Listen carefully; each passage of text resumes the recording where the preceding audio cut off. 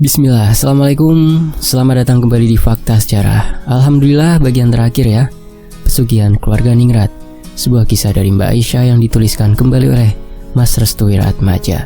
Dan Fakta Sejarah membacakannya, dan alhamdulillahnya sekali lagi bisa selesai dan tamat. Sebelum saya memulai membacakannya, saya harus berdoa dulu. A'udzu bikalimatillahi tammati min syarri. Bismillahirrahmanirrahim. Wa wasami'alaihi. Allahumma sholli ala sayyidina Muhammad sallallahu alaihi wasallam. Ini dia bagian akhir Pesugihan Keluarga Ningrat, Ngipri Keteh.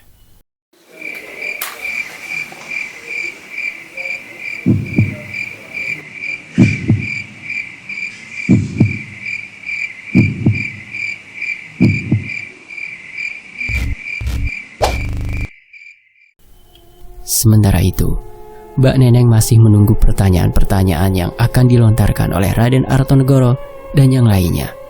"Bagaimana?" tanya Mbak Neneng.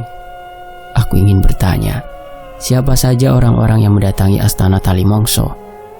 "Yang aku tahu ada 3. 1 anggota Brotoseno, 1 lagi keluarga Ningrat, dan 1 lagi... 1 lagi? Orang yang masih terikat dengan pabrik bawang. Dia adalah orang yang paling berjasa dalam menutupi kasus tersebut." "Pak Lingga?" "Bukan." "Terus siapa?" Semua orang yang berada di dekat Mbak Neneng menjadi sangat penasaran. Tampaknya jika dilihat-lihat dari yang baru disampaikan oleh Mbak Neneng, orang ini bukanlah orang biasa. Kemungkinan besar orang yang mampu menutupi kasus besar ini adalah orang-orang yang memiliki kekuatan besar, yang mampu memanipulasi berita bohong yang tersebar kepada semua akses yang ada di sekitarnya. Kau akan tahu nanti, Arto. Untuk sekarang, aku tidak bisa menjawabnya karena semuanya sudah terlambat." "Apa? Terlambat?" "Dia adalah musuh yang selama ini kau anggap baik-baik, Arto." Mbak Neneng pun tersenyum ke arah mereka semua. Hanya Kang Waris yang memahami perkataan itu. Namun, dia tidak langsung mengatakan hal demikian, karena bisa jadi Bapak tidak mempercayainya. "Aku kesini ingin berurusan dengan Kang Waris. Mungkin ini akan menjadi sebuah tawaran yang mengaitkan kepada hidup dan mati." "Tawaran?" tanya Kang Waris. "Bisa dibilang, 1 kakimu sudah berada di takdir kematian, dan 1-nya masih berada di tempat yang kau huni sekarang, Arto." Kang Waris belum memahami apa yang dimaksud oleh Mbak Neneng terkait tawarannya. Mungkinkah tawaran ini mampu menghalau langkah yang lainnya? "Apa maksudmu?" tanya Kang Waris. "Apakah kau tahu terkait puhul tali mayit?" Mendengar kalimat itu, Kang Waris langsung bergerak maju dan mengarahkan tamparan kepada Mbak Neneng.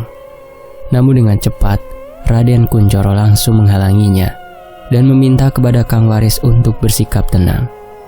"Lepaskan, aku ingin mengejar wanita ini," teriak Kang Waris. "Tenang Kang, kita tidak tahu apa gunanya dari buhul tali mayit itu," jelas Raden Kuncoro.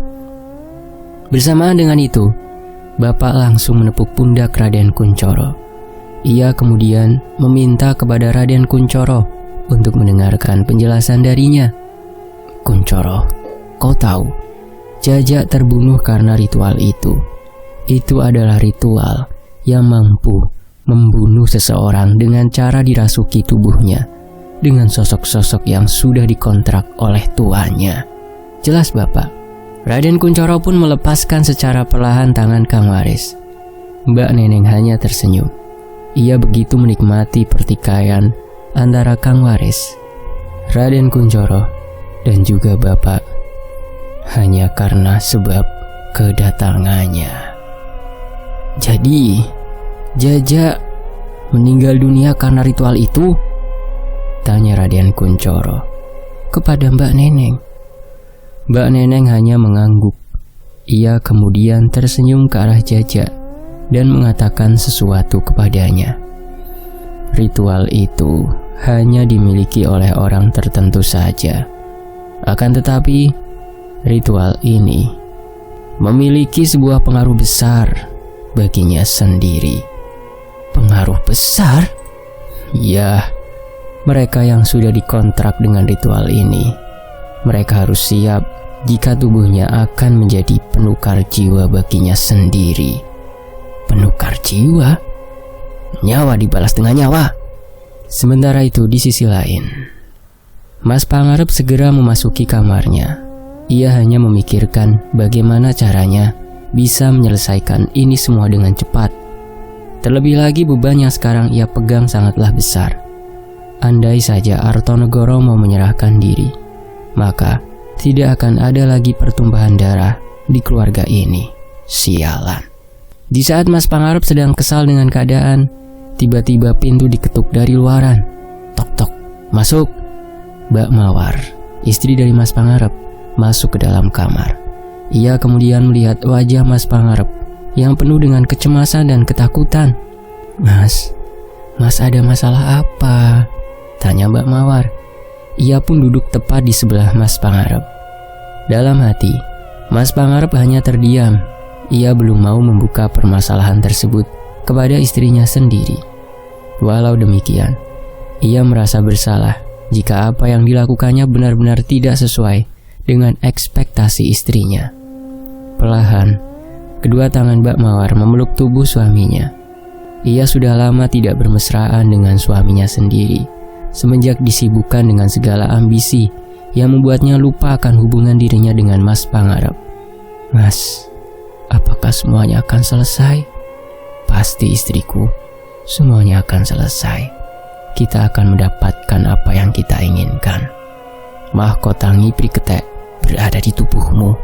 Sudah beberapa tahun Mas Pangarep dan juga Mbak Mawar menikah, namun keduanya belum memiliki keturunan.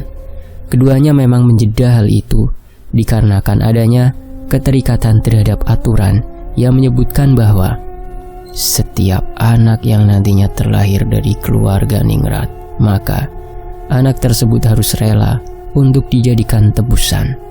Namun, anak yang nantinya dijadikan tebusan akan mengambil jiwa dari kedua orang tuanya.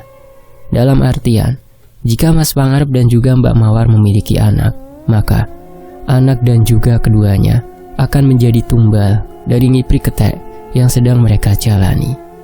Karena itulah, Mas Pangarep tidak menginginkan adanya keturunan sebelum Ngipri Ketek ini diselesaikan dengan cepat. Salah satu cara yang mereka pergunakan adalah dengan cara menumbalkan anak yang masih dikandung oleh Nyi Esa. Anak itulah yang sebenarnya menjadi tujuan utama dari terselesaikannya Ngipri Ketek yang sedang mereka jalankan. Mbak Neneng masih menjelaskan terkait rangkaian dari rencana yang telah dilakukan oleh Raden Angkoro untuk bisa mendapatkan anak dari Nyi Esa.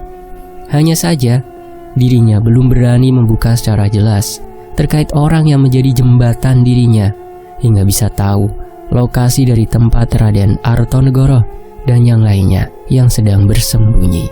Raden Kuncoro yang memang sudah mengetahui ada yang menjanggal dari segala perkataan Mbak Neneng segera angkat bicara. Jika memang kedatanganmu hanya untuk memberikan kabar terkait serangan balik terhadap Raden Angkoro, lalu apa peranmu dan berada di pihak mana sekarang dirimu berada? Pertanyaan dari Raden Kuncoro cukup membuat Mbak Neneng kebingungan. Namun anehnya, Mbak Neneng tetap tersenyum walau dirinya merasa tersudutkan untuk menjawab pertanyaan yang sedikit menjebak dirinya. Ia hanya menghela nafas panjang sembari membereskan lengan bajunya yang sudah kusut akibat perjalanan jauh dari rumahnya menuju ke lokasi tempat di mana Raden Artonegoro dan yang lainnya bersembunyi.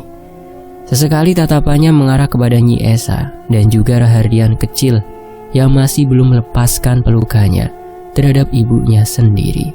Ia masih merasa kehilangan sosok Jaja yang sering mengajaknya bermain. Manusia itu unik ya. Ada yang memiliki niat baik, namun selalu dicurigakan.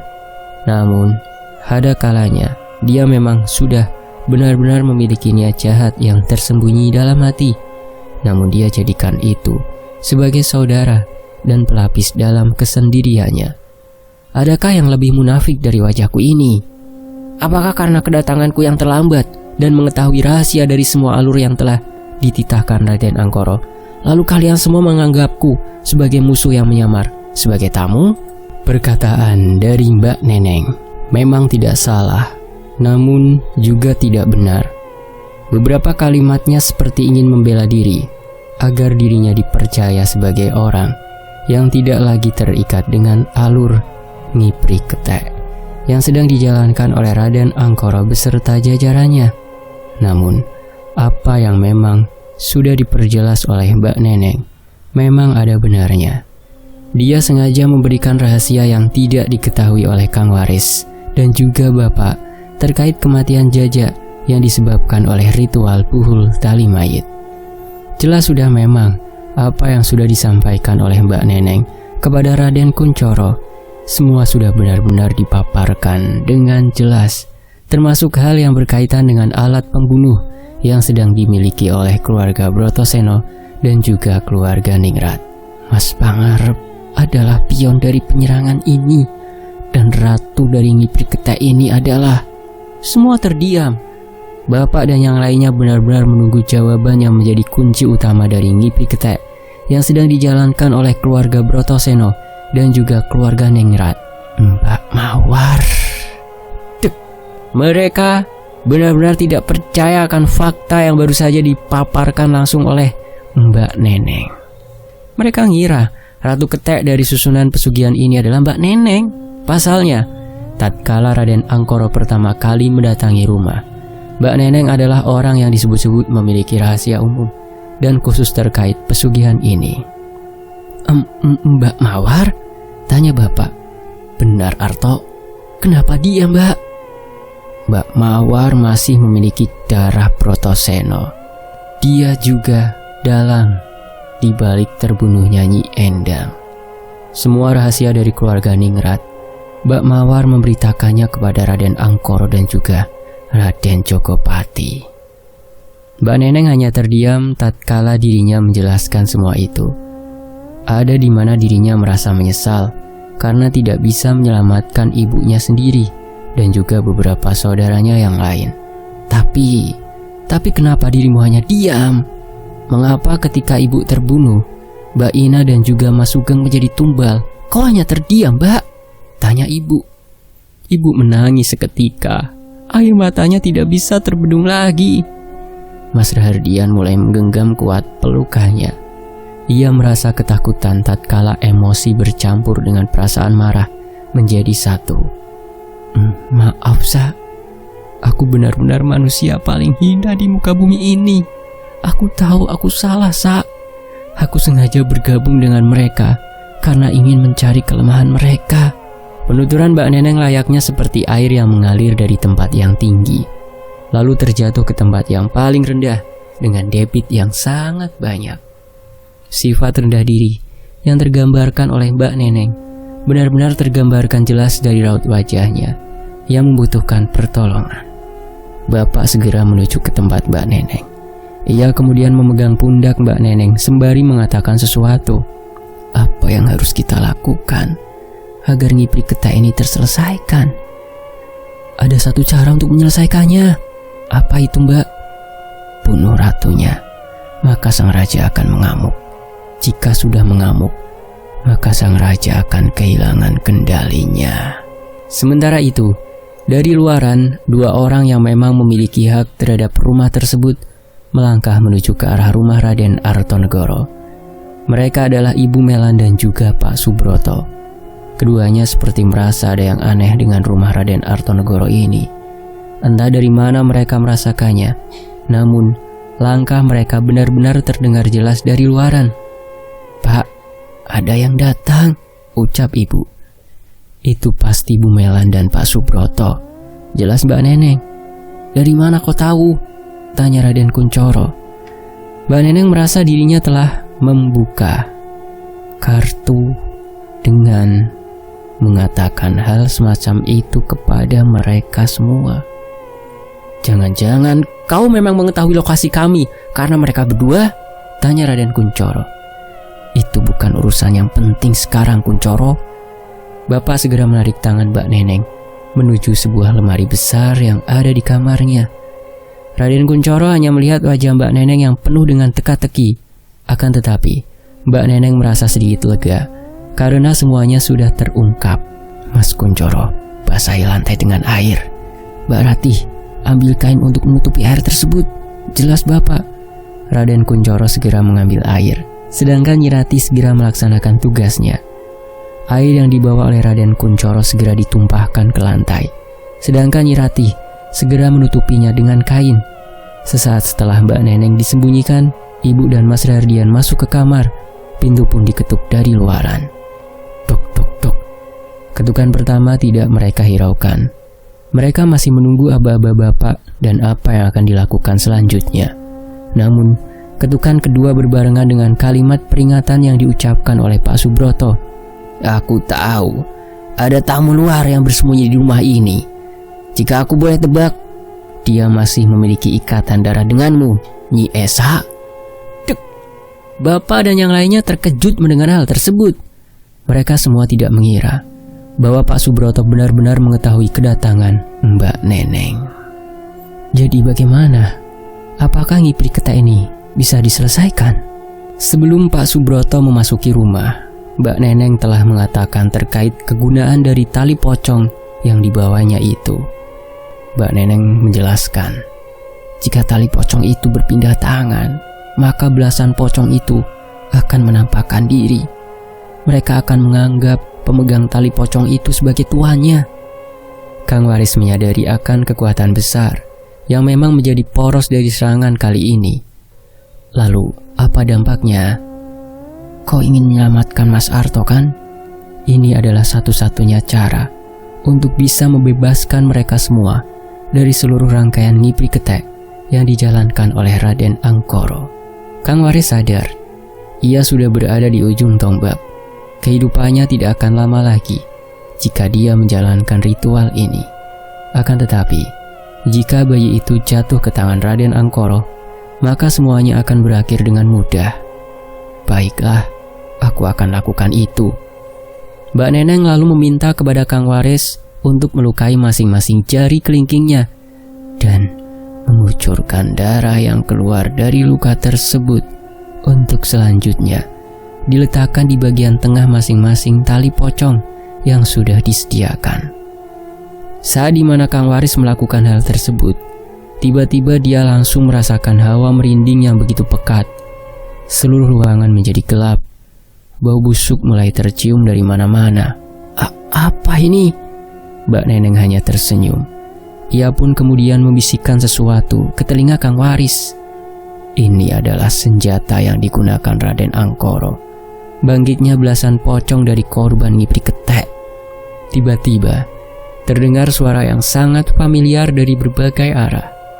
Kang Waris tahu akan pertanda suara itu.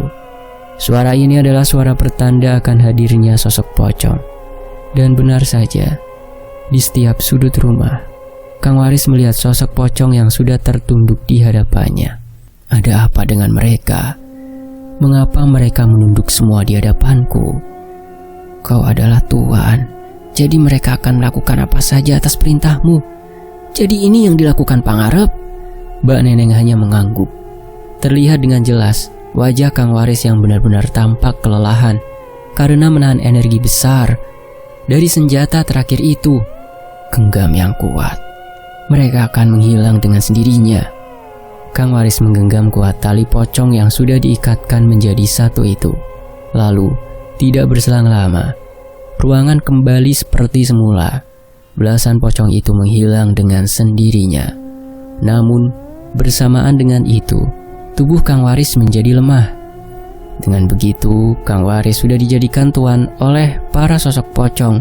Akan tetapi, dia juga harus siap menanggung resiko dengan menukarkan jiwanya kepada belasan sosok pocong tersebut. Hal inilah yang disebut dengan ritual puhul tali mayit. Di sisi lain, Pak Subroto menatap tajam ke arah Bapak dan yang lainnya. Kedua tangannya mengepal kencang seperti ingin menghajar seseorang yang sudah membuatnya menjadi naik darah. Dari luaran, terdengar suara langkah kaki yang saling bersahutan. Pak Subroto tersenyum. Dia tahu semuanya sudah selesai. Dalam beberapa hari ini, Pak Subroto dan juga Bu Melan telah memperkirakan hari kelahiran dari ibu. Dan benar saja, gerombolan orang suruhan Pak Subroto dan juga Bu Melan telah datang tepat waktu di hadapan rumah. Bapak dan yang lainnya hanya bisa mengangkat tangan ketika orang-orang suruhan Pak Subroto dan juga Bu Melan mulai menodongkan senjata mereka. "Jadi, siapa tamu yang datang ke rumah ini?" tanya Pak Subroto. Bapak hanya terdiam. Raden Kunchoro mulai kehabisan kesabarannya. Ia mencoba untuk maju dengan tangan yang sudah benar-benar mengepal dengan keras. "Brengsek kau Subroto, kau menjebak kami di rumah ini kan?" tanya Raden Kunchoro. "Ritual pul tali mayat sudah berjalan. Jadi karena itulah aku mencoba untuk mengambil langkah sendiri agar bisa menyelesaikan semua ini dengan cepat." Mbak Neneng yang masih bersembunyi di dalam lemari terkejut setelah mendengarkan perkataan dari Pak Subroto. Namun di lain sisi, Mbak Neneng tetap tenang. Dia sudah memindahkan semua tali pocong itu ke genggaman Kang Waris. Kang Waris tidak bisa diam melihat Pak Subroto yang mengarahkan perintah untuk mengeluarkan tamu tersebut melalui ancamannya. Ia pun kemudian menggenggam tali pocong yang ada di dalam sakunya. Tidak berselang lama, belasan pocong muncul tepat di belakang masing-masing orang suruhan Pak Subroto dan juga Ibu Melan. "Jadi, kapan kalian akan mengeluarkan tamu itu dari dalam rumah ini?" Pak Subroto terus mencoba untuk membujuk kepada Bapak dan yang lainnya agar mau mengeluarkan tamu tersebut. Tamu yang dimaksud adalah Mbak Neneng. Akan tetapi, dari balik kamar keluar seorang wanita sembari menepukkan kedua tangannya. "Hebat sekali, Pak. Kau bisa mengetahui lokasiku di tempat ini," ucap Mbak Neneng. "Kenapa kau keluar?" tanya Kang Waris. Mbak Neneng pun berjalan ke arah Kang Waris. Ia kemudian menepuk pundak Mbak Neneng sembari mengatakan sesuatu dengan lirih. "Belum saatnya, Kang. Ikuti rencanaku. Jangan sampai dia tahu kalau tali pocong itu ada di pihak kita," ucap Mbak Neneng. Mbak Neneng meminta kepada Kang Waris untuk melepaskan genggaman tali pocong yang ada di dalam kantongnya tersebut. Mbak Neneng tahu, jika Pak Subroto atau Ibu Melan tahu akan rencananya, maka semuanya akan usai dengan cepat, dan rencana untuk mengembalikan kedudukan serta menggagalkan Ngipri Ketek akan gagal karenanya. Kang Waris mencoba untuk melepaskan genggaman tangannya terhadap tali pocong tersebut. Hanya saja, Kang Waris merasa tertekan di saat dirinya melihat belasan pocong sedang berada di dalam satu ruangan. Perlahan, Kang Waris pun melepaskan genggaman tali pocong tersebut. Dengan sendirinya, sosok-sosok pocong tersebut akhirnya menghilang. Mbak Neneng pun mendekati Pak Subroto. Ibu Melan menatap wajah Mbak Neneng dengan tatapan yang sinis. Ia tahu, jika kehadiran Mbak Neneng bukanlah tanpa sebab. Kemungkinan besar ada sesuatu yang memang sudah direncanakan oleh Mbak Neneng, sampai-sampai dirinya mendatangi lokasi dari rumah Raden Artonegoro, bahwa Mbak Neneng keluar dari rumah ini. Perintah dari Pak Subroto pun langsung dijalankan oleh para orang-orang suruhan Pak Subroto. Kedua tangan Mbak Neneng langsung diikat menggunakan tali, lalu ia diseret seperti layaknya pencuri yang memasuki rumah milik tuannya. Bapak pun tergerak hatinya untuk menolong Mbak Neneng. Namun dengan sigap, Pak Subroto langsung menodongkan senjatanya ke arah wajah Bapak. "Jangan ikut campur, Artonegoro. Setidaknya peluru yang nantinya kutembakkan akan berguna pada waktunya. Jadi bertahanlah. Sebentar lagi sebelum waktu kematianmu tiba." Bapak langsung terdiam. Mbak Neneng pun hanya tersenyum mendengar penuturan kalimat ancaman dari mulut Pak Subroto. Ia seperti mengerti akan maksud dari setiap perkataan yang membuat banyak teka-teki itu. Pak Subroto pun keluar dari rumah sembari menyuruh bawahannya untuk membawa Mbak Neneng ke sebuah tempat yang sudah dipersiapkan olehnya. Hari itu, Bapak dan Kang Waris serta yang lainnya cukup terkejut melihat Pak Subroto dan Bu Melan menangkap langsung Mbak Neneng di rumahnya. Sementara itu, di rumah keluarga Ningrat, plak, Satu tamparan melayang tepat di pipi sebelah kanan Mbak Neneng. Kali ini, orang yang berani menampar langsung Mbak Neneng adalah orang yang disebut-sebut sebagai Ratu Ketek. Mengapa kau pergi ke rumah mereka? Apakah kau ingin membocorkan semua rahasia dan rencana kita kepada mereka? Mbak Neneng menundukkan kepalanya sembari tersenyum. Ia kemudian berlagak aneh. Perlahan tangannya memegang pipi sebelah kanan sembari mengatakan sesuatu. Apakah Mbak tahu? Di dunia ini ada yang namanya hukuman berbalas hukuman. Di sebuah kursi yang sudah dipersiapkan seluruh keluarga berkumpul, tak terkecuali Raden Angkoro dan juga Pak Lingga. Keduanya benar-benar tidak menyangka jika Mbak Neneng menjadi pengkhianat dalam lingkaran mereka. Orang yang menampar akan terkena tamparan. Orang yang memukul akan terkena pukulan. Orang yang menendang akan ditendang, ucap Mbak Neneng. Mbak Mawar merasa muak dengan segala ocehan yang keluar dari mulut Mbak Neneng. Kedua tangannya benar-benar sangat gatal. Ingin rasanya Mbak Mawar menyumpal mulut Mbak Neneng dengan beberapa kali tamparan lagi. Semua ada bayarannya, Mbak. Itu namanya karma. Apa yang kita tanam, itulah yang kita tuai, ucap Mbak Neneng sembari mengangkat kepalanya dan menatap wajah Mbak Mawar dengan tatapan yang tidak biasa. Raut wajah Mbak Neneng berubah drastis. Ia seperti menantang Mbak Mawar untuk melakukan tindakan lain untuk dirinya. Satu buah tamparan sepertinya belum cukup untuk membuat Mbak Neneng terdiam. Coba tampar aku sekali lagi, Mbak. Yang tadi tamparannya kurang bertenaga, ucap Mbak Neneng. Mbak Mawar sempat kesal mendengar kalimat itu. Ia tidak menyangka jika Mbak Neneng benar-benar sangat berani untuk menentangnya. Keberanian Mbak Mawar sedikit menciut tatkala dirinya menatap ke arah belakang, tepat di mana orang-orang di sekitarnya sedang menyaksikan perlakuannya. Ia sesekali melihat saudaranya, Raden Angkoro, yang tampak sedang fokus memantau perbuatannya terhadap Mbak Neneng. Apakah kau tahu, setiap darah yang telah menetes ke tanah, maka akan tumbuh menjadi serpihan dendam yang menyatu dalam sebuah tubuh? Tanya Mbak Neneng. Bicara apa kau, Neneng? Waktu kalian sudah habis. Kalian sudah meletakkan petaka terhadap tubuh kalian sendiri. Mbak Mawar segera menjambak rambut Mbak Neneng, lalu meludahinya tepat di bagian wajah. Mbak Neneng hanya terdiam sembari mengusap ludah yang dikeluarkan dari mulut Mbak Mawar. Apa yang telah kau berikan kepada Arto? Aku tidak akan memberitahu itu, jawab Mbak Neneng. Mbak Mawar menekan keras rambut Mbak Neneng dengan tangan kanannya. Ia tidak segan-segan menarik rambut Mbak Neneng jika pertanyaan tidak dijawab sesuai dengan keinginannya. Cepat katakan.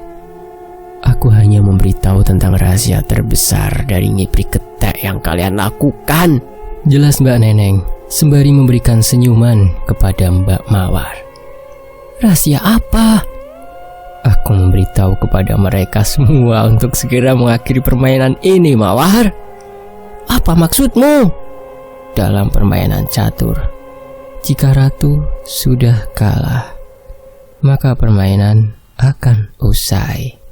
Dalam Nyipri Ketek, jika dirimu berhasil dibunuh, maka semuanya akan terhenti. Dek! Mbak Mawar segera mendorong tubuh Mbak Neneng hingga terjatuh dan kepalanya membentur lantai. Semua orang yang ada di sekitaran terkejut mendengar penuturan dari Mbak Neneng yang telah berhasil membongkar rahasia penting dari teka-teki Nyipri Ketek ini. Sialan kau, bajingan! Mengapa kau lakukan itu? Mengapa kau beritahu mereka? Mas Pangarep segera menenangkan Mbak Mawar, istrinya. Ia meminta kepada Mbak Mawar untuk tenang dalam menginterogasi Mbak Neneng yang dikenal sangat cerdas dalam menaikkan atmosfer emosi seseorang. Sabar, jangan terpancing dulu. Pak Subroto dan Ibu Melan merasa tidak tahan. Ia berdua hanya menatap Raden Angkoro yang sedang memantau tingkah dua wanita yang sedang berurusan itu. Angkoro, apakah tidak sebaiknya jika kita sekap Neneng bersama dengan Ayu?" usul Pak Subroto. Raden Angkoro hanya meletakkan jari telunjuknya ke bagian mulut, seperti memberi tanda kepada Pak Subroto untuk diam. "Jangan berbicara sebelum urusan ini kelar." Semua langsung terdiam. Hawa kematian dari tubuh Raden Angkoro benar-benar keluar hanya dengan satu kalimat yang ia lontarkan. Mas Pangarep sendiri sampai merasakan hawa merinding yang begitu menakutkan. Semua orang yang ada di tempat itu menundukkan kepala. Raden Angkoro benar-benar dalam posisi yang sangat marah. Namun ia tidak bisa meluapkan amarahnya, karena orang yang kali ini bermasalah adalah calon pengantinnya sendiri. "Di dunia ini, jika dirimu kuat, jadilah seorang pembunuh. Akan tetapi, jika dirimu lemah, jadilah pengkhianat." Raden Angkoro mulai bangkit dari duduknya. Ia kemudian berjalan mendekati Mbak Neneng yang sedang dalam kondisi tidak bisa bergerak sama sekali karena aura kematian yang dikeluarkan oleh Raden Angkoro barusan. Langkah Raden Angkoro benar-benar membuat jantung mereka berdegup dengan kencang. Tidak ada satupun orang yang berani menatap wajah Raden Angkoro jika aura kematiannya ia buka dengan sendirinya. Akan tetapi, jika dirimu menjadi pengkhianat, berilah kejujuran pada hatimu. Apakah hidupmu layak untuk diperjuangkan? Kali ini Raden Angkoro turun tangan. Ia kemudian merendahkan tubuhnya tepat di hadapan Mbak Neneng. Jari tangan kanannya mulai digerakkan. Perlahan, dagu Mbak Neneng disentuh oleh jari telunjuk Raden Angkoro. "Jadi, apakah ada upacara kematian yang layak untuk para pengkhianat?" ucap Raden Angkoro. Dada Mbak Neneng tiba-tiba menjadi sesak. Nafasnya mulai terengah-engah.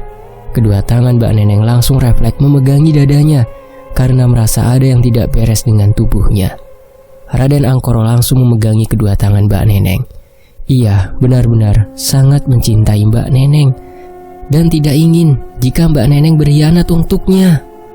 Akan tetapi, nafas Mbak Neneng semakin tidak normal. Ia berusaha untuk melepaskan genggaman tangan Raden Angkoro. Akan tetapi Raden Angkoro menggenggam kedua tangan Mbak Neneng dengan kencang.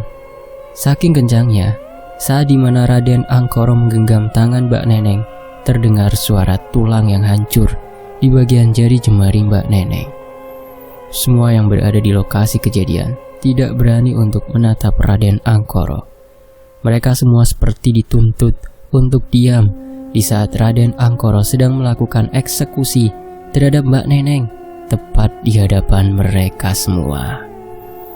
Bagaimana mungkin orang yang aku cintai benar-benar menusukkan belatinya tepat di jantungku? Ucap Raden Angkoro. Raut wajah Mbak Neneng benar-benar seperti orang yang sedang menghadapi sakaratul maut. Kedua matanya meneteskan air mata. Ia tidak sanggup menahan rasa sesak yang ada di bagian dadanya saat dimana Mbak Neneng sedang merasakan kesakitan yang luar biasa. Raden Angkoro langsung mengatakan sesuatu.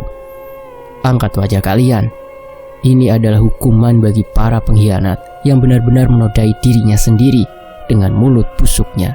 Seluruh orang yang ada di tempat tersebut langsung mengangkat wajahnya.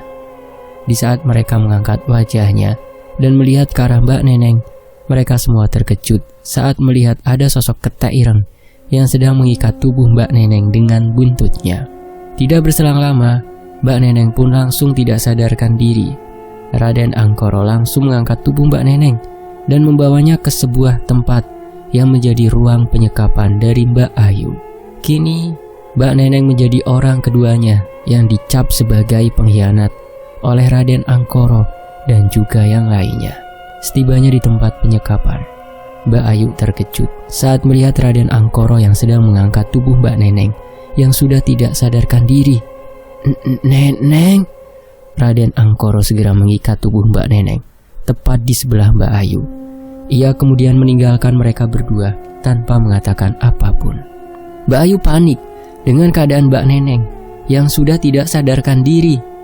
Ia merasa jika Mbak Neneng telah gagal dalam menjalankan misinya untuk memindahkan belasan tali pocong itu kepada Kang Waris. "Neng, bangun!" teriak Mbak Ayu. Hanya dalam hitungan detik, Mbak Neneng langsung sadarkan diri. Ia kemudian menghela nafas panjangnya, seperti sedang melepaskan sesuatu yang mengikat bagian dalam tubuhnya. "Neng, apa yang terjadi?" Mbak Neneng pun menangis.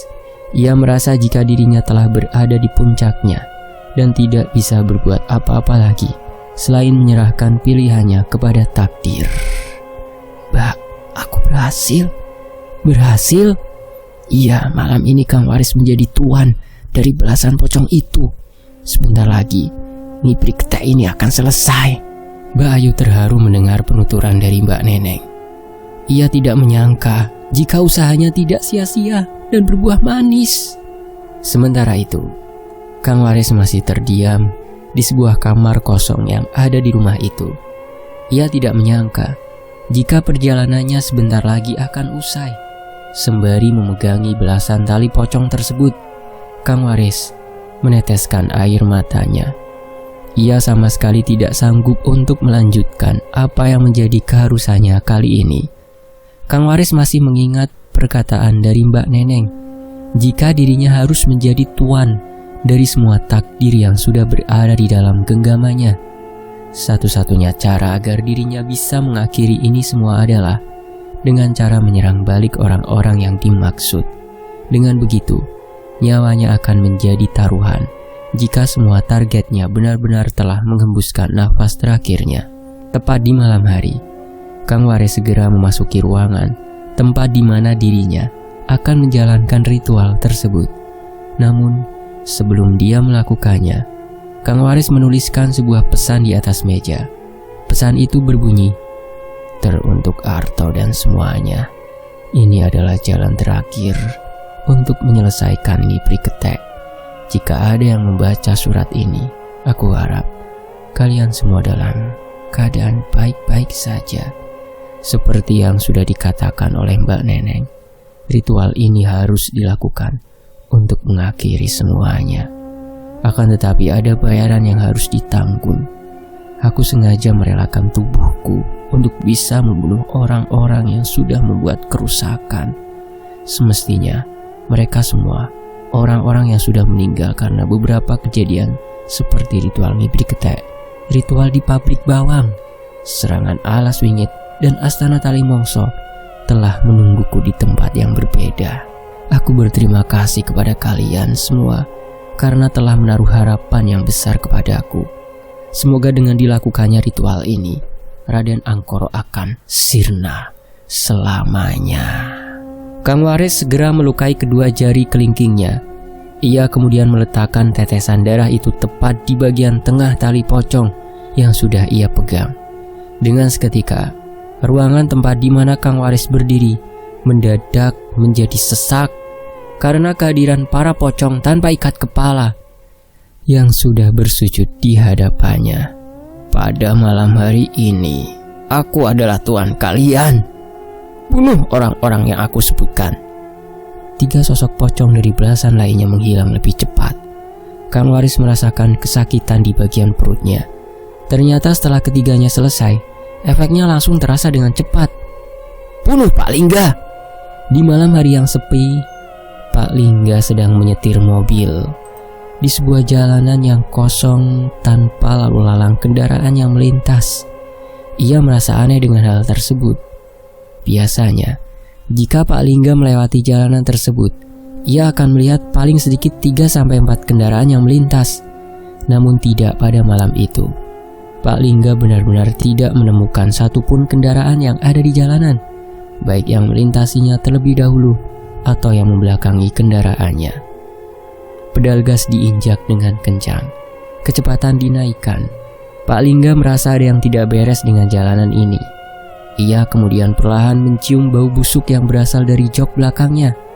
Sesaat setelah dirinya melihat ke arah kaca spion tengah, Pak Lingga terkejut di saat melihat 3 sosok pocong sedang menundukkan kepalanya tanpa ikat kepala. Kalian, kenapa kalian ada di sini? Bukankah kalian dikendalikan oleh Pangarep?" Pak Lingga mulai panik. Ia kemudian mencoba untuk memperlambat lajunya.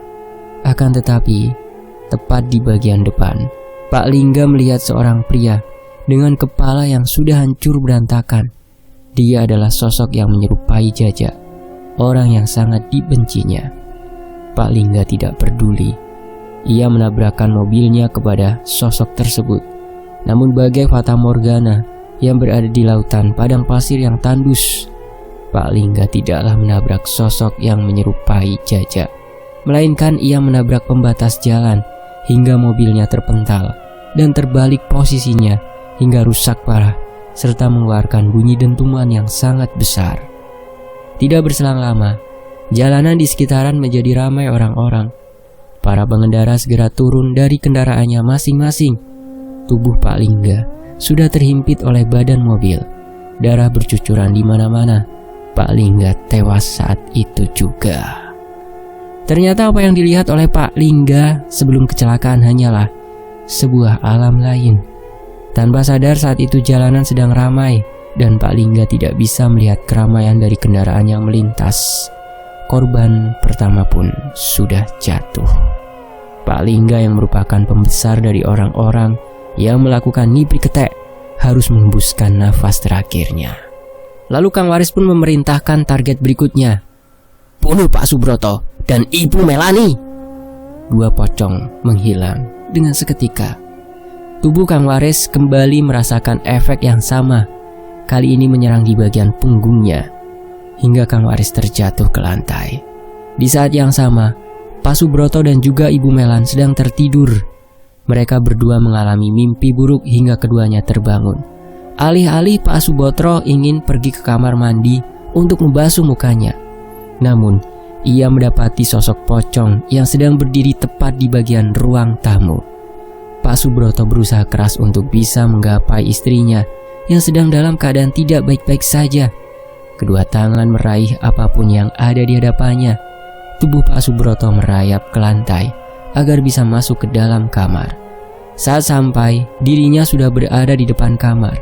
Pak Subroto terkejut saat melihat istrinya sudah meninggal dunia dengan menabrakkan wajahnya tepat di hadapan cermin. Pak Subroto berteriak kencang. Kali ini petaka mendatangi dirinya. Tubuhnya diseret oleh sesuatu dengan kedua kakinya yang merenggang. Lalu tidak lama kemudian, tubuhnya ditabrakkan oleh pintu yang sudah terbuka dengan kedua kakinya yang sudah direnggangkan. Lalu, Pak Subroto meninggal dunia saat bagian sensitif dari tubuhnya ditabrakkan tepat di ujung pintu. Matanya melotot ke arah depan, tepat di mana kedua pocong itu sedang berdiri di hadapannya. Lalu, Kang Waris memerintahkan pocong berikutnya. Bunuh Pangarep dan Mawar. Kali ini Kang Waris mengeluarkan darah yang sangat banyak dari mulutnya. Sepertinya setelah berhasil membunuh 3 orang dari orang-orang yang bersekutu dengan Raden Angkoro, ritual yang sedang dijalankannya benar-benar menarik nyawanya keluar dari dalam tubuh. Mas Pangarep dan Mbak Mawar yang saat itu akan tertidur, terkejut saat mendengar suara ketukan pintu. Mereka berdua pun akhirnya keluar dari kamarnya. Saat dimana mereka ingin menuju ke bagian depan rumah, Mas Pangarep merasa ada yang menjanggal. Ia kemudian menyuruh istrinya untuk masuk ke dalam kamar terlebih dahulu dan mengambil belasan tali pocong yang ada di bawah kasur tempat tidurnya. Akan tetapi, tepat di saat pintu bagian depan rumah terbuka, Mas Pangarep langsung terdiam. Tangannya tiba-tiba membengkok dengan sendirinya. Di hadapannya sudah ada 5 pocong yang sudah siap untuk mengeksekusi tubuhnya. Krek! Bunyi suara tulang dari tangannya benar-benar terdengar jelas. Satu persatu tubuhnya dipatahkan. Hingga saat dimana Mbak Mawar keluar dari kamar, ia terkejut saat melihat bagian tubuh dari Mas Pangarep benar-benar sudah berbeda. Di mana bagian kedua tangan dan kaki sudah berada di belakang, sedangkan bagian wajah masih menghadap depan. Mbak Mawar pun berteriak dengan kencang. Namun tidak berselang lama, kepala Mas Pangarep memutar ke belakang, lalu dari mulutnya keluar banyak darah hingga membuat Mbak Mawar berteriak histeris dan tubuh Mas Pangarep terjatuh. Ia tewas karena serangan tersebut. Mbak Mawar mencoba untuk melarikan diri, namun sialnya, tubuhnya langsung ditarik dan ditabrakkan ke tembok. kepala dari Mbak Mawar ditabrakkan beberapa kali hingga bunyi retakan kepalanya menjadi akhir dari kehidupannya. Darah segar mengalir deras dari kepala Mbak Mawar. Tubuhnya kemudian tergeletak tepat di dekat Mas Pangarep. Keduanya tewas dengan cara yang mengenaskan. Saat dimana korban kelima sudah terjatuh, Kang Waris mencoba untuk menguatkan dirinya sendiri. Akan tetapi, tubuhnya sudah tidak sanggup untuk digerakkan. Kang Waris tidak mampu menyelesaikan kalimat itu. Tubuhnya sudah tidak sanggup lagi untuk bertukar dengan korban terakhir. Kang Waris meninggal dunia, ingin menyebutkan kalimat terakhir untuk mengakhiri dari Ngipri Ketek ini. Sementara itu, di sisi lain, surat dan rencana Mbak Neneng. Malam itu, hujan turun dengan lebatnya. Kematian para anggota keluarga Ningrat oleh karena ritual puhul mayit yang dilakukan oleh Kang Waris menimbulkan dampak yang besar. Kang Waris yang berada di dalam ruangan itu hanya tergeletak tak berdaya. Tangan kanannya masih menggenggam kuat belasan tali pocong. Dari mulutnya keluar darah segar yang kemungkinan besar akibat dari pertukaran tubuhnya dengan kematian 5 orang sekaligus. Detak jantung Kang Waris masih berdetak walaupun lemah. Matanya masih terbuka lebar. Hanya saja ia tidak bisa melihat sekelilingnya dengan jelas. Semua terasa gelap. Suara di sekeliling menjadi hilang, hening. Dalam hati Kang Waris berkata, "Inikah sejatinya kematian?" Pagi harinya, Raden Kuncoro berteriak dari arah belakang ruangan. Teriakannya membuat bapak dan juga ibu kaget, hingga mereka berdua berlari ke arah ruangan belakang. "Pak, ada apa, Pak?" "Ada yang gak beres, Bu." Bersamaan dengan itu, Nyi Ratih langsung bergegas keluar dari kamarnya. Ia yang melihat bapak dan ibu berlarian ke ruangan belakang langsung menampakkan wajah penuh dengan penasaran. Dan saat mereka berdua tiba di sebuah ruangan, mereka semua langsung berdiam tanpa kata-kata. Tubuh mereka langsung lemas saat melihat Kang Waris sudah meninggal dunia dengan sekujur tubuh yang membengkak. "Kang Waris," ucap bapak. "Pak." Raden Kuncoro memeluk tubuh Kang Waris. Ia mendekapnya dengan sangat erat. Nyi Ratih yang melihat suaminya mendekap tubuh Kang Waris dalam keadaan sudah tak berdaya, langsung ambruk. "Gak mungkin, Mas, Kang Waris meninggal dunia." Dunia seperti ambruk saat itu juga. Tangisan memenuhi ruangan. Bapak dan Raden Kuncoro meratapi kematian Kang Waris. Bapak langsung menuju ke Kang Waris. Ia tidak yakin jika Kang Waris telah meninggal dunia, seperti apa yang dikatakan oleh Raden Kuncoro. Tidak mungkin. Akan tetapi, di sela-sela mereka menangis, Nyi Ratih melangkah ke sebuah meja yang ada di ruangan tersebut. Ia melihat secari surat yang mungkin saja itu adalah pesan terakhir dari Kang Waris. Ini, ucap Nyi Ratih. Bapak langsung menengok ke arah Nyi Ratih. Ia pun bangkit sembari meminta kepada Nyi Ratih agar menyerahkan surat tersebut. "Teruntuk Arto dan semuanya, ini adalah jalan terakhirku untuk menyelesaikan Ngipri Ketek. Jika ada yang membaca surat ini, aku harap kalian semua dalam keadaan baik-baik saja. Seperti yang sudah dikatakan oleh Mbak Neneng, ritual ini harus dilakukan untuk mengakhiri semuanya. Akan tetapi, ada bayaran yang harus ditanggung. Aku sengaja merelakan tubuhku untuk bisa membunuh orang-orang yang sudah membuat kerusakan. Semestinya mereka semua orang-orang yang sudah meninggal karena beberapa kejadian seperti ritual Ngipri Ketek, ritual di pabrik bawang, serangan alas wingit dan astana tali mongso telah menungguku di tempat yang berbeda. Aku berterima kasih kepada kalian karena telah menaruh harapan yang besar kepadaku. Semoga dengan dilakukannya ritual ini, Raden Angkoro akan sirna selamanya." Bapak membacakannya tepat di hadapan Ibu Nyi Ratih dan juga Raden Kuncoro. Tak terasa tetesan air mata berjatuhan tatkala Bapak membacakan surat tersebut. Begitu hebat perjuangan Kang Waris, sampai-sampai dirinya rela untuk menebus semuanya seorang diri. Di samping tangan Kang Waris, Bapak mendapati belasan tali pocong. Bapak yakin tali pocong itu adalah media yang harus dilakukan ketika ingin memulai ritual puhul tali mayit. Kedua tangan Bapak ini menyentuh tali pocong tersebut. Akan tetapi, ibu melarangnya dan meminta Bapak untuk tidak menyentuhnya. "Jangan dipegang, Pak." "Kenapa, Bu?" "Jika Bapak memegang tali pocong itu, kesepakatannya akan berpindah ke Bapak. Bapak akan menjadi tuan dari mereka." "Maksudnya?" Kang Waris sengaja melakukan ritual buhul tali mayit karena dirinya lah tuan dari mereka. Sebelumnya, tuan dari belasan pocong itu adalah Mbak Neneng. Dia yang membawa belasan tali pocong ini ke sini dan menyerahkannya ke Kang Waris. Bisa jadi, Mbak Neneng juga tahu resiko tersebut hingga menyerahkannya kepada Kang Waris. "Mbak Neneng tahu resikonya?" "Benar, Pak." Ibu pun mendekati Bapak. Ia kemudian menjelaskannya dari dekat dengan wajah yang penuh dengan kesedihan. "Tuan pertama dari ritual tali mayit ini adalah Mas Pangarep. Lalu belasan tali pocong ini diambil oleh Mbak Neneng. Dengan begitu, tuannya kembali berubah. Mbak Neneng tahu jika dirinya tidak mampu melakukannya karena dia tidak memiliki sedikit pun ilmu kanuragan. Akhirnya dia meminta Kang Waris untuk menjadikannya sebagai tuan agar Kang Waris mampu membunuh banyak orang dan mempertaruhkan nyawanya." Bapak baru sadar saat itu.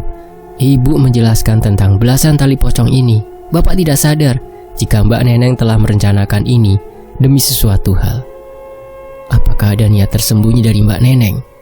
Ibu hanya menggeleng-gelengkan kepalanya. Ia sama sekali tidak mengerti terkait apa yang terjadi saat ini juga. Bapak masih menatap belasan tali pocong itu. Ia masih penasaran apa yang ada di dalam benak Mbak Neneng sampai-sampai dirinya merencanakan ini semua. Berbeda dengan Mbak Neneng, Kang Waris justru mengorbankan dirinya dengan melakukan ritual tersebut atas perintah yang diberikan oleh Mbak Neneng. Ia juga berusaha untuk melindungi semua anggota keluarga Bapak dengan mengorbankan diri agar terikat dengan ritual tersebut. Baginya mengorbankan nyawa adalah cara satu-satunya untuk menyelesaikan ngipri keta ini. "Mas, apa semuanya sudah selesai?" tanya Raden Kuncoro. "Aku pikir begitu. Ada rasa senang, ada juga rasa sedih. Rasa senang yang mereka syukuri adalah ngipri ketek sudah selesai. Mereka akan kembali lagi ke rumah keluarga Ningrat. Akan tetapi, yang membuat mereka sedih adalah karena kematian Kang Waris. Dengan kematian tersebut, Kang Waris berhasil mengakhiri ngipri ketek dengan cara melakukan ritual buhul tali mayit seperti yang telah diperintahkan oleh Mbak Neneng kepadanya. Sebelum mereka berangkat, mereka membereskan semua yang ada di rumah tersebut tanpa terkecuali buhul tali mayit yang menjadi senjata mematikan tersebut. Bapak menyuruh kepada Nyi Ratih untuk membuangnya ke tempat yang tidak bisa dijangkau oleh orang-orang. Nyi Ratih pun mengangguk faham. Semua ketakutan terkait dengan kejadian yang akan terulang kembali menimbulkan banyak pertanyaan dalam benak masing-masing. Bapak masih was-was dan tidak tenang dengan kejadian yang baru saja terjadi. Atas kematian Kang Waris, mungkin saja semua yang sudah direncanakan akan dimulai kembali. Namun yang menjadi pertanyaan, apakah ngipri ketek sejatinya akan selesai? Sementara itu, Mbak Neneng langsung melepaskan ikatan dari tangan Mbak Ayu. Hal ini membuat Mbak Ayu terbangun. Ia juga terkejut di saat Mbak Neneng lebih dulu melepaskan ikatan talinya. "Dari mana kau bisa lepaskan tali ini?" Mbak Neneng hanya tersenyum. Ia kemudian menatap wajah Mbak Ayu dan mendekatkan wajahnya secara perlahan. "Rahasia," senyumnya. Mbak Neneng pun langsung membangunkan tubuh Mbak Ayu yang terlihat sangat lemah. Lalu dibawanya keluar dari ruangan tersebut. Saat dimana Mbak Ayu keluar kamar, ia kemudian merasakan kehampaan yang luar biasa. Dari setiap ruang sisi yang ada di rumah tersebut. Lalu bau amis darah tercium kental hingga menusuk ke hidung dan menimbulkan rasa mual yang begitu dalam. Mbak Ayu tidak tahu apa yang sudah terjadi selama dirinya disekap di ruangan tersebut bersama dengan Raden Angkoro. Mereka berdua melangkah hingga ke bagian ruang tamu. Di situ, langkah Mbak Ayu terhenti sejenak. Ia mendapati seorang pria dengan mengenakan pakaian khusus suatu tempat yang diagungkan, sembari membentangkan kedua tangannya seperti akan menyambut kedatangan Mbak Ayu dan juga Mbak Neneng. "Berhenti, Neng. Itu tuan kita, Mbak. Apa maksudmu? Dia Raden Angkoro." Mbak Neneng pun tersenyum. Ia kemudian melepaskan rangkaian tangannya dan membiarkan Mbak Ayu untuk berdiri sendiri tanpa bantuannya sama sekali.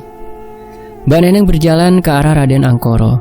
Ia kemudian membentangkan kedua tangannya dan memeluk erat tubuh Raden Angkoro. "Neneng, apa yang kau lakukan?" Mbak Neneng hanya tersenyum. Ia kemudian mencium pipi Raden Angkoro. Sepertinya ada yang berbeda dari Mbak Neneng. Entah kenapa hal itu terjadi, oleh sebab Mbak Neneng berbelot dan memilih bersama Raden Angkoro, atau memang ada hal lain yang belum Mbak Ayu ketahui. Sebelumnya, Mbak Ayu melangkah pelan ke arah Mbak Neneng. Ia seharusnya mengetahui apa yang disembunyikan oleh Mbak Neneng kepadanya. Apa yang terjadi? Bukankah kalian? Mbak Ayu benar-benar tidak terima melihat keadaan yang seperti ini. Ia bahkan tidak rela melihat Mbak Neneng memeluk mesra Raden Angkoro.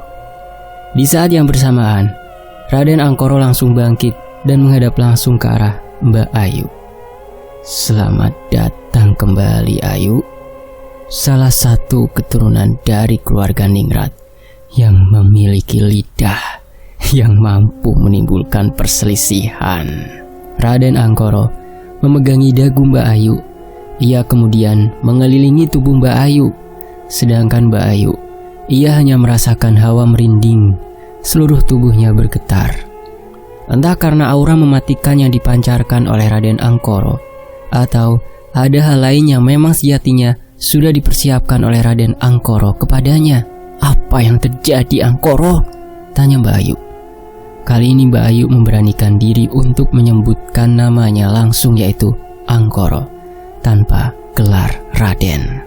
Ia tidak peduli dengan konsekuensi yang harus ia terima saat menyebutkan kalimat itu tepat di hadapan orang yang memiliki garis keturunan Kanuragan hitam.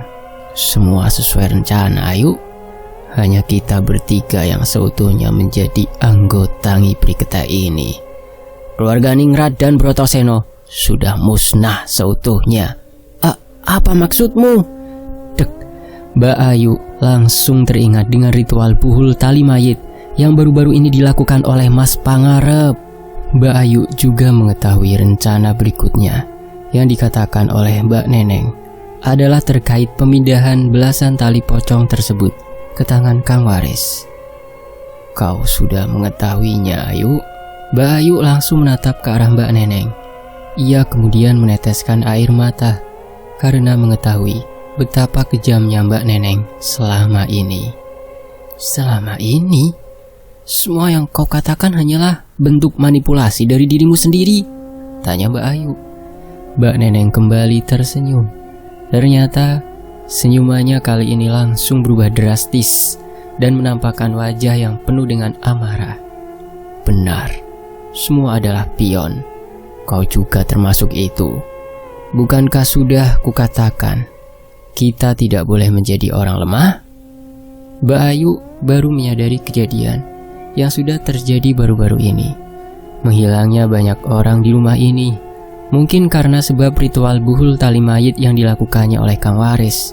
Begitu juga dengan pemalsuan yang dikerahkan oleh Mbak Neneng dan juga Raden Angkoro. Keduanya benar-benar merencanakan ini dengan rapi dan bersih. Mbak Ayu terlalu cepat menyimpulkan. Ia terlalu cepat menilai jika Ratu Ketek dalam Ngipri Ketek ini adalah Mbak Mawar. Padahal sejatinya Ratu Ketek adalah saat tragedi pembunuhan Nyi Endang, di mana Mbak Neneng adalah orang satu-satunya yang merawat Nyi Endang. Begitu juga dengan apa yang dilakukan oleh Mbak Neneng sewaktu dirinya memberagakan layaknya seorang pengantin. Semua sudah direncanakan dengan rapi oleh Raden Angkoro. Mbak Mawar yang memang masih memiliki keturunan Brotoseno hanya menjadi umpan bagi orang-orang yang menentang Nyi Pri Ketek bahwa dengan membunuhnya maka Nyi Pri Ketek akan kehilangan arah. Semua salah besar. Padahal yang dilakukan oleh Mbak Neneng dengan cara menyerahkan belasan tali pocong itu kepada Kang Waris adalah untuk mempermudah Raden Angkoro dalam mengambil langkah terakhirnya, yaitu bayi yang nantinya akan dilahirkan oleh Nyi Esa. Dengan menjadikan Kang Waris sebagai tuan, ia juga lupa akan resiko terbesarnya. Jika Kang Waris membunuh semua orang-orang yang berada dalam lingkaran Nyi Pri Ketek, Kang Waris hanya cukup membunuh sampai di Pak Lingga. Hal ini dikarenakan untuk membunuh Raden Angkoro dibutuhkan banyak kekuatan besar karena perwujudan ketek irengnya yang begitu sangat mengerikan. Jadi bagaimana, Mbak? Apakah kau ingin bergabung bersama kami? Kata Mbak Neneng. Mbak Ayu tidak bisa berkata apa-apa. Ia hanya bisa menahan rasa takutnya tatkala aura kematian yang terpancarkan oleh Raden Angkoro benar-benar membesar dengan sendirinya. Tidak berselang lama, Mbak Ayu pun menganggukkan kepalanya. Baiklah, selamat datang di Nyi Pri Ketek, sambut Mbak Neneng. Sementara itu di sisi lain, setelah menguburkan jenazah Kang Waris, bapak dan yang lainnya pun bergegas untuk menyiapkan diri menuju ke rumah keluarga Ningrat. Bapak dan yang lainnya juga sudah tahu bahwa Ibu Melan dan Pak Subroto menjadi korban dari ritual buhul tali mayit. Hal ini terlihat ketika mereka mendapati banyak warga yang mengerumuni rumah keduanya. Namun, itu bukan lagi urusan bapak. Yang menjadi urusannya sekarang adalah bagaimana dirinya bisa kembali ke rumah keluarga Ningrat dan menduduki kembali sejatinya rumah yang telah ditinggal lama oleh mereka semua. Di pertengahan perjalanan, bapak masih membaca surat tersebut. Ia seperti penasaran dengan isi surat yang sedikit mengganjal dalam pikirannya. Entah mengapa, tatkala dirinya membacakan di hadapan Raden Kuncoro dan yang lainnya, bapak juga merasa sepakat dengan Raden Kuncoro jika ada sesuatu yang aneh dengan surat tersebut. Bapak pun mulai membaca sedikit demi sedikit kalimat dari surat tersebut. Ini adalah jalan terakhir untuk menyelesaikan Nyi Pri Ketek. Jika ada yang membaca surat ini, aku harap kalian semua dalam keadaan baik-baik saja. Kalimat awal ini memang bentuk penegasan akan terselesaikannya Nyi Pri Ketek dengan jalan terakhir yang akan ditempuh oleh Kang Waris. Namun, setelah kalimat berikutnya, muncul kalimat yang sedikit meragukan. Kalimat tersebut seperti memberikan gambaran bahwa akan ada sesuatu setelah dilakukannya ritual tali puhul mayit. Dengan begitu, apa yang dilakukannya ritual tersebut kemungkinan besar Nyi Pri Ketek belum semuanya selesai. Apakah Kang Waris melihat sesuatu? Mengapa dirinya menuliskan kalimat harapan? Apakah Nyi Pri Ketek ini belum selesai? Bapak masih memikirkan sesuatu. Ia terus berupaya untuk melihat keanggotaan orang-orang yang tergabung dengan Nyi Pri Ketek itu sendiri. 1. Raden Angkoro. Karena dia adalah kepala dari Nyi Pri Ketek ini, maka kemungkinan besar Kang Waris mengincar pertama Raden Angkoro. Namun, apakah ritual buhul tali mayit itu mampu menumpaskan Raden Angkoro? Faktanya, Birawa saja sampai tumbang.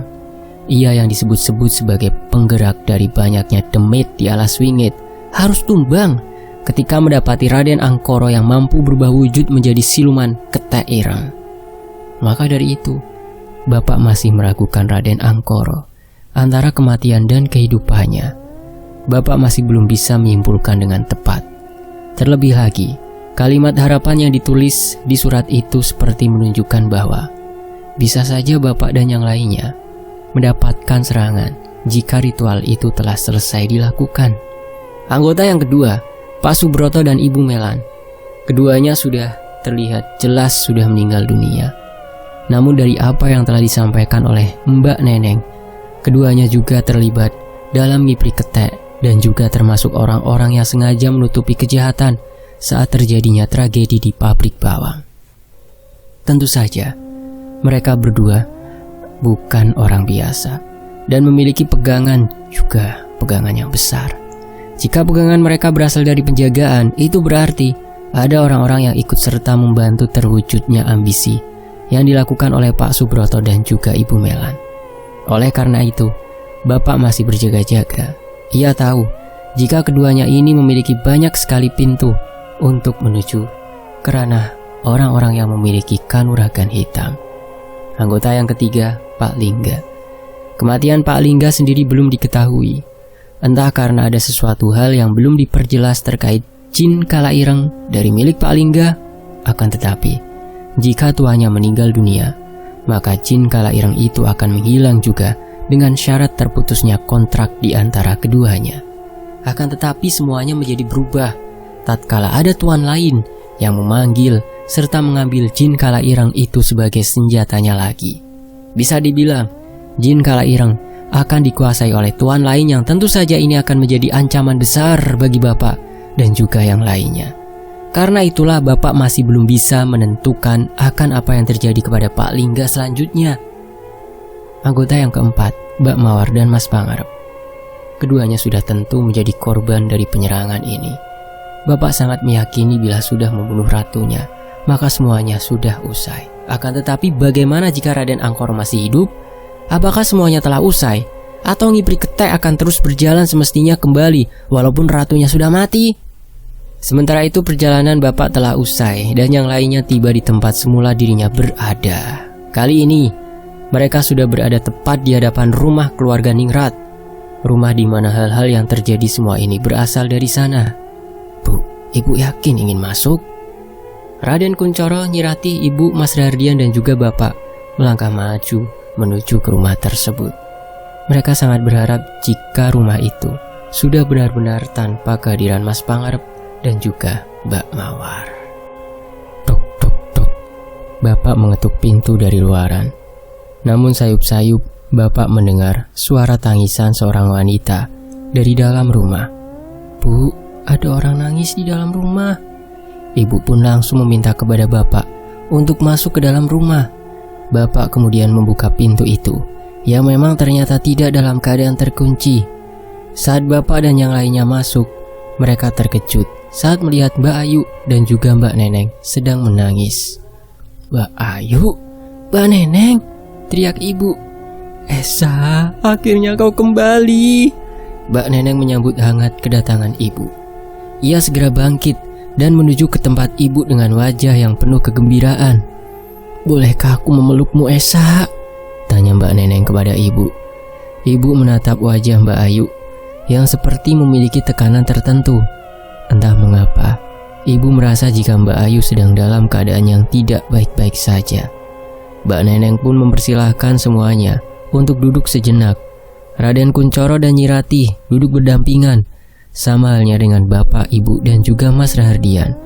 Mereka duduk bersebelahan. Kini rumah terasa sunyi, sepi, dan ketenangan menjelma bagaikan hembusan angin yang bertiup secara perlahan hingga menusuk ke tubuh mereka. Senyuman Mbak Neneng menjadi pembuka obrolan dari mereka yang tidak bisa berkata apa-apa tatkala mengetahui yang hanya tinggal di rumah sebesar itu hanyalah Mbak Neneng dan juga Mbak Ayu. Terima kasih kalian sudah mau kembali lagi ke rumah ini. Seperti yang kalian tahu, di rumah ini hanya tinggal tersisa kami berdua. Dek. Bapak dan Raden Kuncoro langsung terkejut mendengar hal itu. Mereka seperti tidak percaya bahwa apa yang dilakukan oleh Kang Waris benar-benar adanya. Ritual buhul tali mayit yang menjadi senjata terakhir bagi mereka semua benar-benar sesuai dengan apa yang diperkirakan. Aku juga turut berduka cita atas kematian Kang Waris. Beliau adalah pahlawan sesungguhnya dalam kejadian ini. Mbak Neneng tidak mampu untuk membendung rasa sedihnya. Ia menangis tepat di hadapan ibu dan juga bapak. Akan tetapi, ada yang merasa janggal dengan tangisan Mbak Neneng. Ia seperti menangis dalam keadaan bahagia, bukan menangis karena sedih atas kematian Kang Waris. Mulai saat ini, Ngipri Ketek sudah tidak ada lagi. Kalian semua bisa menempati rumah ini seperti sedia kala. Jika ada sesuatu yang kalian butuhkan, aku dan juga Mbak Ayu akan membantu. Dusta Mbak Neneng. Mbak Ayu menatap wajah ibu seperti ada pesan yang ingin ia sampaikan. Wajahnya benar-benar terlihat seperti orang yang sedang berada dalam tekanan. Hanya saja saat itu ibu menganggap semuanya bersumber atas kematian Mas Pangarep dan juga Mbak Mawar. Namun semua berubah tatkala hari kelahiran itu tiba. Raden Angkoro kembali dengan wujud yang mengerikan. Ia kembali melakukan ritual itu. Hanya berselang beberapa minggu mereka tinggal di rumah itu, ibu akhirnya melahirkan anak keduanya. Kelahiran anak kedua ini memberikan kebahagiaan dari bapak dan juga ibu. Akan tetapi, ada yang menjanggal tatkala kelahiran itu tiba. Mbak Neneng yang terbiasa berada di rumah, kini menghilang secara misterius selama beberapa hari. Saat dimana bapak dan yang lainnya tiba di rumah, mereka hanya mendapati Mbak Ayu yang berada di dalam rumah. Hal ini membuat Nyi Ratih mempertanyakan keberadaan Mbak Neneng kepada Mbak Ayu. "Mbak Neneng kemana ya?" tanya Nyi Ratih. "Aku kurang tahu, Mbak. Kebetulan saat aku berada di dalam rumah, aku tidak mengetahui keberadaannya," jelas Mbak Ayu.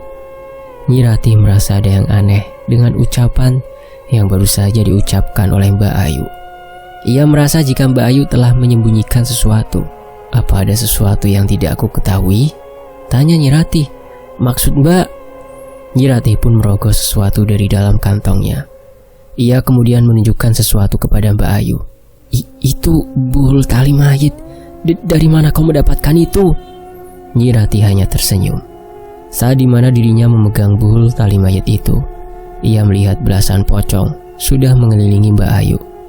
"Sekarang, jujurlah padaku, kemana Mbak Neneng? Apa yang sudah ia sembunyikan kepada kami?" ancam Nyi Ratih.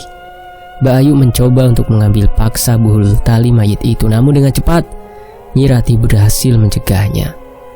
"Jika aku sebutkan namamu, maka pocong-pocong itu akan menyerangmu, Ayu. Mereka sudah menjadikanku sebagai tuan. Jadi jangan harap kau akan selamat."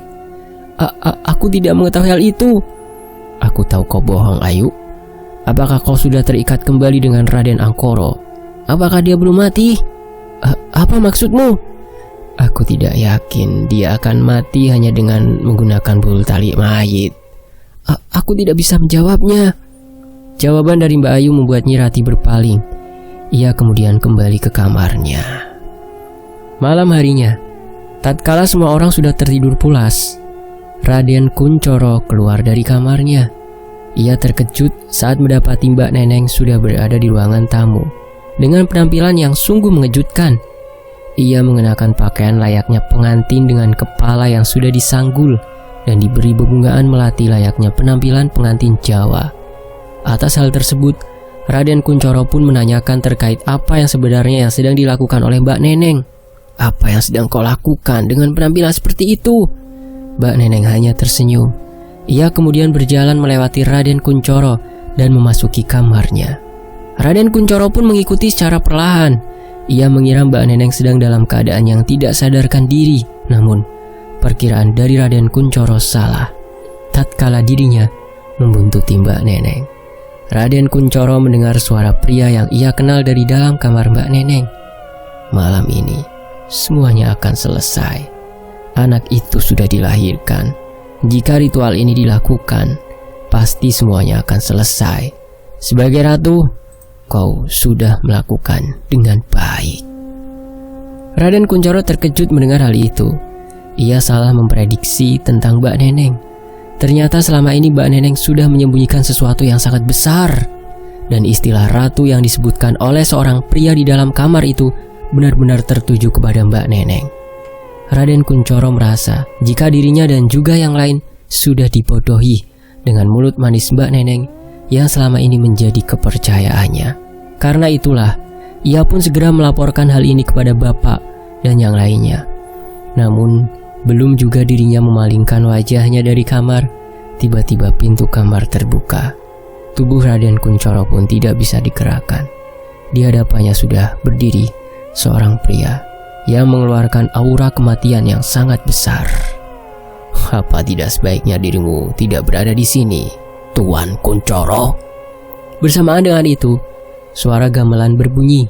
Raden Kunchoro melihat dengan jelas perubahan yang singkat dari bentuk tubuh Raden Angkoro, yang semula manusia, kini berubah menjadi siluman ketek ireng. Dari dalam kamar tersebut, keluar seorang wanita dengan pakaian layaknya pengantin. Dia adalah Mbak Neneng. Mereka berdua pun berjalan melewati Raden Kunchoro. Akan tetapi, apa yang akan terjadi kepada Raden Kunchoro tatkala mereka berdua melewatinya begitu saja? Tubuh Raden Kunchoro langsung ambruk seketika. Dari mulut dan juga hidungnya keluar darah. Bagian dadanya seperti dicakar-cakar, hingga nafasnya terhenti saat itu juga. Raden Kunchoro tewas di saat malam ritual itu. Suara gamelan itu pun membangunkan bapak dan juga ibu yang sudah berada di dalam kamar. Namun keduanya juga terkejut saat mendapati pintu kamarnya sudah terbuka lebar. Yang lebih mengejutkan, bapak dan ibu melihat sosok yang mengerikan beserta dengan seorang wanita yang sudah berpakaian layaknya pengantin. Raden Angkoro. Tiba-tiba tubuh bapak melayang dengan sendirinya. Kedua tangan bapak memegangi leher karena merasa dirinya sedang dicekek oleh sesuatu yang tak terlihat. Ibu berteriak ketakutan saat di mana wanita pengantin itu mengambil bayi yang menjadi sasaran utamanya. Saat wanita itu mengambil bayi, tiba-tiba penutup wajahnya terbuka dan ibu mengenali wanita tersebut. Mbak Neneng. Mbak Neneng hanya tersenyum. Ia kemudian membawa bayi itu keluar dari kamar. Sedangkan bapak, ia masih melayang di udara dengan kedua tangannya yang masih memegangi lehernya. Ibu menangis ketakutan. Ia tidak tahu harus bagaimana dan harus melakukan apa. Semuanya benar-benar sudah berada di luar nalar. Siluman ketek ireng dan Mbak Neneng keluar dari kamar secara perlahan. Ia kemudian berjalan perlahan menuju kamarnya. Namun belum juga sempat dirinya memasuki kamar, tiba-tiba mereka berdua mendengar suara kidung Jawa bersamaan dengan hembusan angin yang melewatinya begitu saja. Ucul ke putuku. Beliau adalah sosok yang selama ini menjaga anak kedua dari bapak dan juga ibu. Sosok khodam penjaga yang berwujud seperti ratu di suatu tempat yang diagungkan, yang memiliki pakaian anggun dan cantik. Lepaskan cucuku. Auman siluman ketek ireng pun memberikan pertanda bahwa pertarungan keduanya akan berlangsung. Saat itu, lampu di rumah langsung padam. Rumah benar-benar bergetar dengan sendirinya. Bapak yang masih melayang di udara kini langsung terjatuh karena bantuan dari khodam pendamping yang dimiliki oleh anaknya tersebut. Pak, anak kita. Bapak masih memegangi lehernya yang benar-benar merasa kesakitan. Ia pun meminta kepada ibu untuk memapahnya keluar agar bisa mendapatkan kembali anaknya. Dan benar saja, saat mereka berdua keluar dari kamar, mereka melihat seorang wanita dengan pakaian ala bangsawan dari suatu tempat yang diagungkan sedang menghadapi siluman ketek ireng yang menjadi perwujudan dari Raden Angkoro. Namun bapak dan ibu lebih terkejut saat melihat jasad Raden Kunchoro yang sudah terkapar di lantai dengan bersimbah darah di bagian mulut dan juga hidungnya. Kang Mas, teriak bapak. Mbak Neneng yang berada di dekat kamar hanya terdiam sembari menggendong anak dari bapak dan juga ibu. Neneng, kembalikan anakku, teriak bapak. Mbak Neneng merasa panik. Ia pun berusaha untuk melarikan diri, akan tetapi tubuhnya tiba-tiba tidak bisa bergerak. Urat-urat Mbak Neneng langsung terlihat dengan jelas. Tubuhnya tidak bisa bergerak. Bersamaan dengan itu, muncul kabut yang membuat pandangan mereka menjadi buta. Wanita dari tempat yang diagungkan itu menarik tubuh siluman ketek ireng ke alam lain bersamaan dengan munculnya kabut yang sangat pekat itu. Bapak dan ibu berusaha menerobos kabut itu untuk bisa mendapatkan kembali anaknya. Namun, saat dimana dirinya sudah berada dekat dengan kamar Mbak Neneng, tiba-tiba mereka berdua merasakan aura merinding yang sangat kuat. Ibu yang sedang memapah bapak langsung terdiam seketika tatkala dirinya melihat belasan pocong sedang berdiri mengelilingi Mbak Neneng. Puhul tali mayit. Siapa yang melakukan ini? Dari kejauhan, seorang wanita berjalan sembari mendekati jasad Raden Kunchoro. Ia adalah Nyi Ratih.